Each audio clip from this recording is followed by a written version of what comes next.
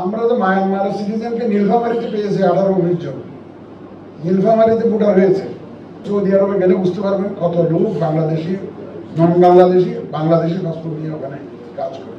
প্রবাসীদের অ্যাকচুয়ালি আপনারা জানেন, আমি তো ওপরা করতে গেছি, আমার যারা ট্যাক্সি যখন হায়ার করেছি কোথাও যাওয়ার জন্য, দেখি যে সব অন্যরকম ভাষায় কথা বলে, বাড়ি কোথায় বললে বলতে চায় না, কারণ সব হইলো মায়ানমারের লোক বাংলাদেশি পাসপোর্টে ড্রাইভিং করতেছে সৌদি আরবে।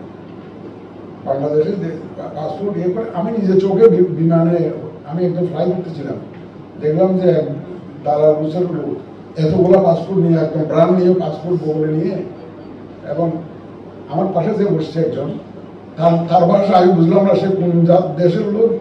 বুঝলাম যে চেহারা ছবিতে ভারতীয় বা শ্রীলঙ্কার হতে পারে, কিন্তু কোন দেশে বুঝলাম না। ল্যাঙ্গুয়েজ সে আমারটা বুঝলো না, চুপ করে রইলো। দেখলাম যে ওই বুঝলাম যে নতুন পাসপোর্ট বানাইছে প্রায় 40-45টা। ওই একজন ব্রোকার সব দল বাইজে নিয়ে যাচ্ছে বাংলাদেশি পাসপোর্ট নিয়ে। আপনি সৌদি আরবে গেলে বুঝতে পারবেন কত লোক বাংলাদেশি, নন বাংলাদেশি, বাংলাদেশি পাসপোর্ট নিয়ে ওখানে কাজ করে। এই ধরনের জন্য তো পাসপোর্টকে আমরা বেসিস করতে পারি না। পাসপোর্ট নেওয়ার পরে আমাদের এখানে ভেরিফিকেশনে পাঠাইতে হয় এই নামে কোনো লোক আসলে আছে কিনা। আমরা তো মায়ানমারের সিটিজেনকে নীলফামারীতে পেয়েছি 18-19 জন। নীলফামারীতে ভোটার হয়েছে, এখন এরকম 18-19 জন পেয়েছি আমরা।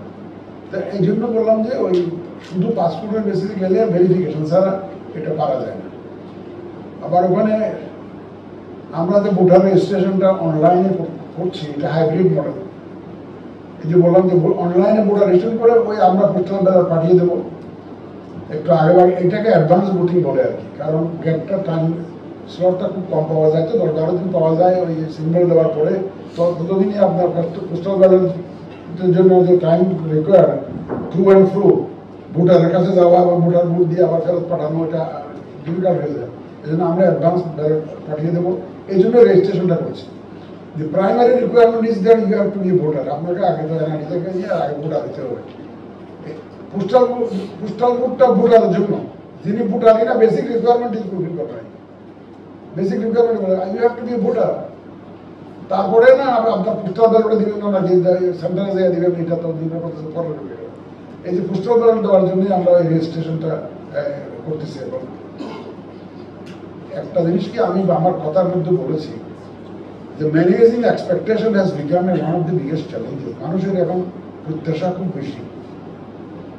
আমরা 53 বছরে কেউ কি করে না, একটা কাজে হাত দিয়েছি, হয়তো আমাদের ভুলভ্রান্তি হতে পারে, এটা কোনো ইচ্ছাকৃত না। আমরা আমাদের চেষ্টার কোনো ত্রুটি রাখি নাই।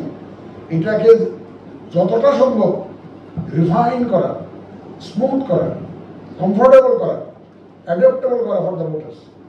But we have tried our best so that it is very comfortable, it can be handled very comfortably by the voters. এই যে প্রবাসীদের ভোটারটা এখন আর কি, এখন অনেকে বলে যে ভাই এমবেসিতে ভোটার ব্যবস্থা করেন, আপনি সৌদি আরবে লাইন দিয়ে ভোটার দিতে পারবেন আপনি। আমি তো সৌদি আরবে গিয়ে যদি বলেন যে আমার বাংলাদেশে এখানে একটা ভোটের সেন্টার করবে, will they allow? They will not allow.